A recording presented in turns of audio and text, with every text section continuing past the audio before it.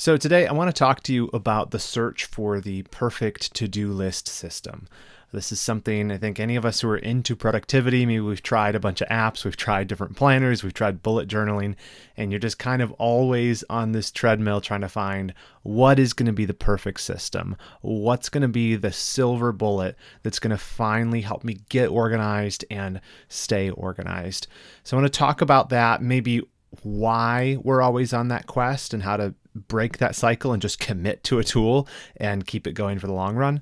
But before we jump in, I just wanted to do a couple of housekeeping items here. The first one is sorry for the long absence. I haven't posted any new podcasts or videos since end of February. Some travel, doing some other projects, and then some thinking about the format and sort of content strategy for how I am creating things for Redeeming Productivity.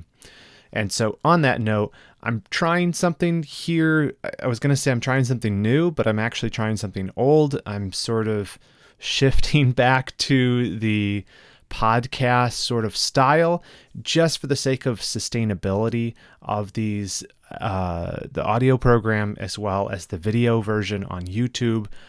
Just trying to try something different to help me get into a better cadence of putting these out every week.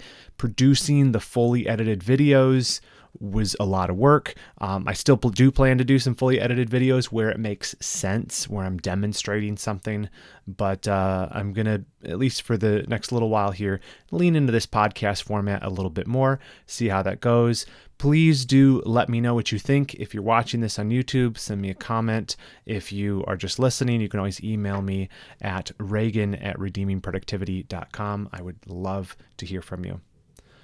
Okay, last thing, and then we'll dive into the episode. The other reason I was long delayed is I put in a lot of hours finishing up our Notion workspace. So if you're not familiar, Notion is a productivity tool. It's my sort of home base for where I do all my stuff for managing Redeeming Productivity and also just my life, my to-dos, my notes, all of that. It's an awesome tool, but it's also very customizable. So what we did is spent a ton of time building a system called the Christian Productivity Planner for Notion. You can learn all about that at christianproductivity.com. You can purchase that workspace that helps support the program. And also it's really awesome, if I do say so myself. I've spent years building that thing and refining it, and everyone who's tried it so far has loved it. I think you will love it too. Check it out, christianproductivity.com to get that planner. There's also comes with a full course showing you how to use it and a bonus course that gives you like a crash course on Notion itself. So check those things out. All right, let's dive into today's topic. So, I love David Allen's book, Getting Things Done. This was one of my on-ramps into the world of productivity. His Getting Things Done, or GTD system, it really was like a light switch in my brain when I first encountered this, because he has this very simple, lightweight framework for capturing things, organizing them, and making sure stuff gets done. And I remember when I learned about that, I think I was in college, and I realized, hey, I don't have to let all these commitments slip through the cracks anymore. When someone asks me to do something, I say yes. I don't have to keep it all in my brain. I just need a trusted system for tracking everything. I think that was the big insight he had. And so what I did is I purchased a fancy to-do list app. At the time, it was OmniFocus I bought, and I began following Alan's system of capturing every stray task, any project, anything I thought might be important to get done someday. I put it into this system. And it was glorious. It really was. Capturing everything, getting it in one place was awesome at first.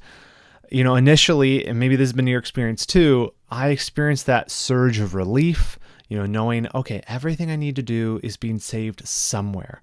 I don't have to rely on my memory. I just can put it there and know I'll get back to it. But soon I became overwhelmed by the number of things I'd saved in there to do later. I'd put arbitrary due dates on things, and those would come and go. And so every time I knew it, when I opened up the app, there'd be all these overdue tasks with various degrees of importance, all sort of screaming at me to do me. And so I just got overwhelmed again. So it's sad because like the system that was supposed to cure my overwhelm sort of became my chief source of anxiety when it came to productivity. So maybe you can relate to that if you've ever gotten into this stuff, gotten a fresh new planner, kind of built it all out and said, okay, now we're finally organized. But fast forward a few months, entropy takes over, it all sort of falls apart. And then like that system itself is overwhelming because you don't know what's important and what's not. And so with me, I did what any reasonable person would do is I scrapped that OmniFocus system and I tried a new one. And then I went on this cycle over and over again of repeating, okay, no matter what app or planner, or maybe I'll try bullet journaling this time, or I'll try a new plan, like whatever it was, I would seek this productivity tool, this thing to manage my to-do lists and tasks and whatever. And I would say that's going to be my salvation. And I'd have that initial high of, okay, now everything's organized, followed by, oh shoot, it's all out of control again. I should scrap this and try to find a new source of relief in a shiny new tool. And so I eventually realized this is just a vicious cycle. And maybe if this is you and you kind of suffer from shiny new tool syndrome when it comes to productivity apps or whatnot, eventually you got to realize it is a vicious cycle. And the problem isn't the tool you're using. The problem is you. And the problem is me. We struggle to manage our tasks and our habits and stay organized and all of that, not because we haven't found the silver bullet tool, but because there's issues in the way we're using the tool. And I'll talk about this more in a moment too. And just an expectation that maybe we have that everything is going to become neat and tidy and easy. And that's just not the case. And so I want to share with you some thoughts on this and some action steps you can take to get off of this vicious cycle. So let's talk about a breakdown in trust, because I think this is maybe the big facet of this. If we can understand it, we can figure out the source of our issues with trying to find our organizational salvation in a productivity app or tool. So back to David Allen in his book, Getting Things Done. I think the core, most critical insight in his GTD methodology is this concept of relying on a single trusted system for tracking all of life's commitments. Everything should be in one place, right? So what we find usually is as life's responsibilities increase, we eventually learn, hey, I have to stop tracking this stuff in my head and start tracking it somewhere else. Otherwise, I'm going to miss appointments, fail to fill obligations, miss important commitments, all of that. And so I think it's very natural that as we grow up or grow into responsibilities in life, we start writing things down. And the problem, though, is too often we put our to-do lists in a bunch of different places. I'll write on the sticky note on my desk or this notepad or in the margin of this page, or I'll put it in my calendar. I'll put it in this app. And again, that might work for a little while if you can vaguely remember, oh, I know I wrote that down somewhere, and you check one of your 5 systems. But the problem with writing things down in multiple places is that we can never really be 100% confident that we will find that thing again, that we're going to look at the correct list at the right time to ensure the thing gets done when it's needed, right? And so that's a lack of trust in your system for writing it down. And so that lack of trust leads to us defaulting back to trying to keep it all in our heads, which leads to us feeling stressed. And right, that's its own vicious cycle. And so Alan's insight, and I think he's right here, is that the solution is to just have one place where you store all of your to-dos. And if you're new to the whole productivity thing, and this is all you get out of this episode, take it, because this is a good insight. Have just one place you write down your to-dos. It can be your calendar, it can be a piece of paper, it doesn't matter, but always put them in the same place. That way, eventually you learn to trust that system, and that allows your mind to relax a little bit.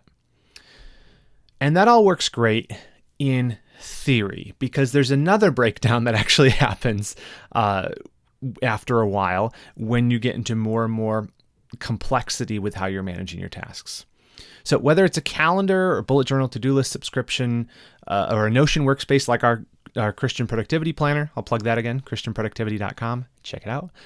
But as long as it's the only place you're tracking your commitments, and as long as you check it regularly, it should mean you have confidence that things will not slip through the cracks. It should. But the problem, I think here, again, there's a breakdown in trust. Our trusted system can become untrustworthy because of how we use it, right? So this can happen when you slip back into capturing new tasks in multiple places. I find this myself happens frequently. I'll be very faithful with capturing everything in the right place, but then sometimes maybe I don't have my phone with me, or I don't have my notebook with me, or whatever it is that I'm using to track it with, and so I write it somewhere else. And then I get into this habit, so now I have two places I write things, and the trust in my system breaks down.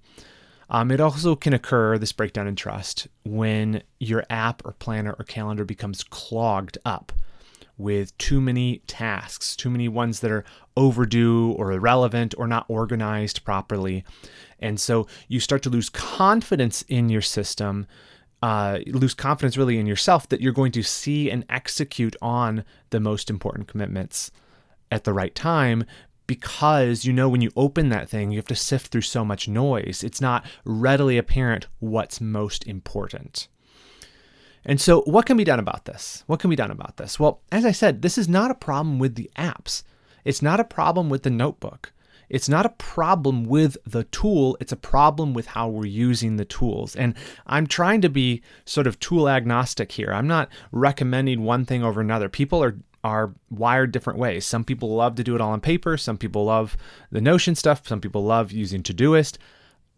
You know, use what you want. Use what works for you. But make sure that what works for you is working for you because you're actually working on it. And so that brings us to sort of our third big point here. So we just talked about a breakdown in trust, how that leads us to seek out a new app or a new shiny new tool that's going to solve our problems, when really what we need to do is weed our to-do list garden. We have to be weeding our to-do list garden. So if you imagine your to-do list or your list of commitments or commitment tracking system, whatever you want to call it, imagine it like a garden. It is hard to stay organized, not because you're a particularly terrible or undisciplined person, but because work is particularly cursed because of sin.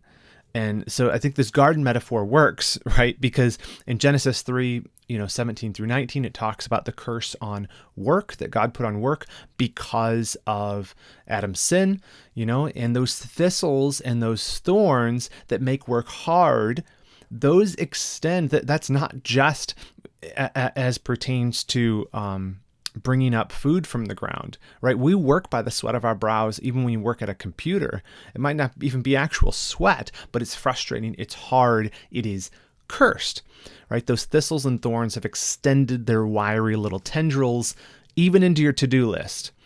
And so I think it helps as believers to understand this is why your quest for the perfect to-do list, it's quixotic. You cannot find a tool that's going to fix it all for you if you're not willing to recognize that regardless of the tool, you're going to have to do some work. You're going to have to weed the garden, and weeding is hard work. So how do we do this? Okay, in my course, I have a chapter in my book on this too, in the Redeeming Productivity book, but I have a course as well called To-Do List Done Right, and I use what I call the acronym COPE. COPE. So how do we cope with all this overwhelm of tasks? Well, we use this acronym COPE, and these describe the 4 phases of managing tasks. You want to centralize your tasks, organize, prioritize, then execute. COPE. So centralize refers to the thing, and I got this really from David Allen, it's sort of my synthesis of some of what he's taught, is you want to have one trusted system. I want to capture things, centralize them into one place. That's the C. And I think most of us get that if you first get into this whole to-do list thing. Yes, I got to capture everything in one place. Sweet. And we also naturally gravitate towards the E, which is execute. Well, obviously I want to capture and centralize this stuff somewhere, and then I just need to work on it. The problem I'm suggesting to you, if you have this sort of cycle of always trying to find the perfect system, is it's not the system, it's that you're skipping those two steps in the middle, the organize and prioritize. You're not doing the work of weeding and organizing your to-do list garden so that it does not become overwhelming, so that entropy doesn't spin out of control in there.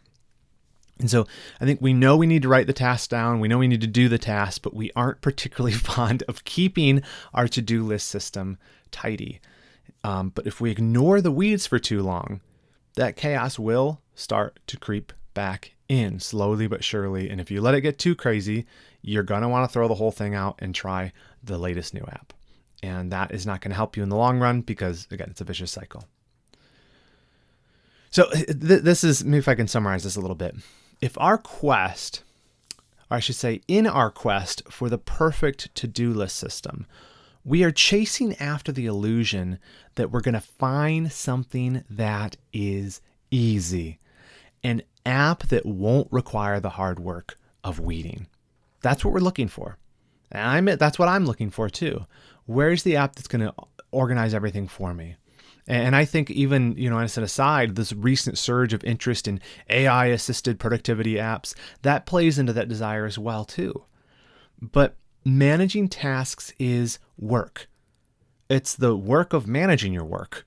And it is always going to be hard. Nothing can do it for you. I submit that if it's true, which I think it's true, that the curse has affected even the way we manage our tasks, that sure, some technology can make that somewhat easier, but it's never going to make it totally painless. It's never going to take the burden off of us to actually organize, make decisions about priority.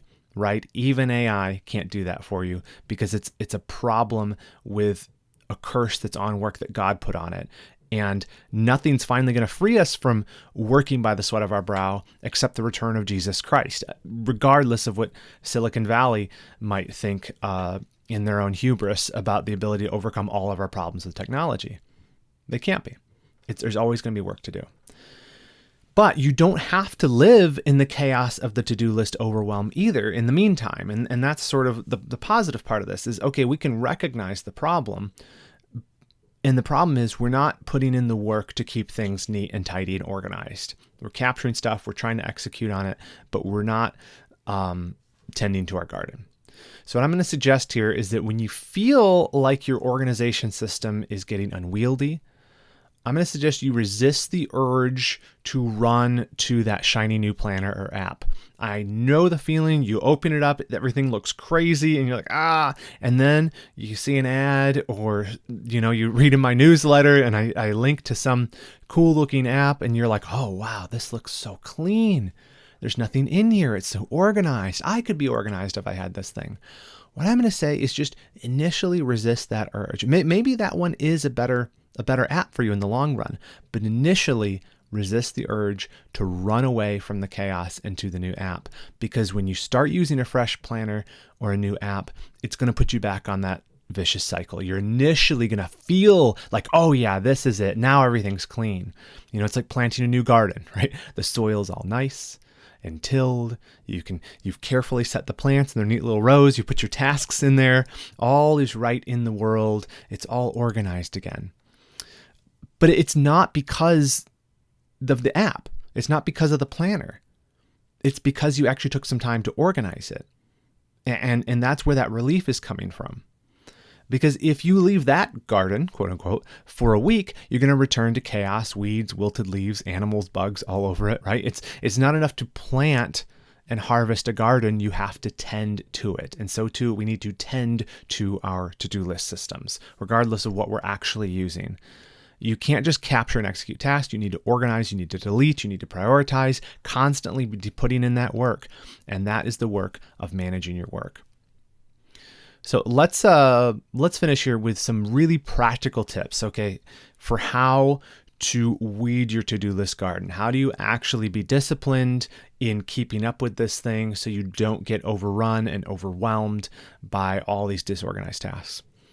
First, and this is a mindset thing, remember your finitude. It is very easy to capture new tasks when organizing, but you have to be quick to admit that you can't do it all. So I think it is good as an impulse to just capture anything you might think will be relevant later, even if it's messy, whatever. But if you don't spend some time on the back end deleting those things, you're like, why did I capture that? Right? You don't need to make that decision on the front end, but you need to have time to do that O of cope. You need to have some time to organize. And part of organizing is just deleting a bunch of irrelevant tasks. You saved all these. It doesn't mean you have to do them. Just delete them. Organize them, right? Put them into little boxes, turn them into projects. But while you're doing this, remember your finitude. Remember, I can't do it all. Everything that pops into my head, I can capture into my system, but I'm limited on time and energy. And so I'm not God. That's kind of what my point here. You're not God. And so as you're managing your tasks, remember that, keep it in mind, and ruthlessly archive and delete stuff that's unrealistic that you can't get done. Second, schedule a weekly review time where you're going to organize and prioritize your list. So, we're saying you need to be doing the O and P of cope. You need to, of course, centralize, but you also need to organize and prioritize. When are you going to do that? A weekly review is a great way to do that. I like to do these on Friday afternoons. I sort of treat Friday at noon as the end of my working week. I put projects away at that time, and I spend the afternoon organizing stuff, preparing myself for the next week, reviewing things, keeping stuff clean. Because that way, when I come in on Monday, listen, I've got everything laid out for me. I've got clarity. I'm not coming back to a mess, whether it's my desk or my to-do list. And so having a time where you do that is absolutely critical. Even doing this, a little bit of this daily, so a big week review is great, but even better if you take 5 minutes at the end of each day, or even at the start of a new day, to select your priorities for that day. Choose what are the 3 things I'm going to get done today, and then circle the one that's most important and say, I'm going to get this done no matter what. That's a great tool to make sure that the most important stuff's getting done. Because at the end of the day, it's not about getting everything done that's in your task management system. Like, that's never going to be empty. You're always going to be saving new stuff into there. But what's important is that you're doing what's most important. And so at the start of a new day or at the end of the day, if you're trying to plan for the next one, take a few minutes and choose what you're going to work on next before you start on it. And then fourth and the final point goes back to organization, is group stuff. If you have a really messy task system, use some way of grouping things. I like to use projects. I like to take a bunch of tasks and group them into one big project, and it sort of takes a burden off of my mind, I think, because instead of seeing 100 undone tasks, I see maybe 3 projects. I say, okay, I'm going to work on this project today. Yeah, there's tasks in it, but it's just one project. Something about that takes away from the overwhelm that we feel. And so whatever you're using, whether it's paper or you can do this in any to-do list app. You obviously can do it in our planner as well in Notion, but grouping stuff that way is a great organizational method to help you with the overwhelm.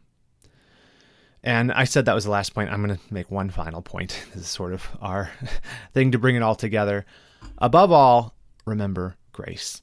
In the final accounting, one of the great blessings of our to-do lists is not going to be how much they helped us accomplish. I actually think it's going to be how often they reminded us of our own inadequacy and thus our need for Christ.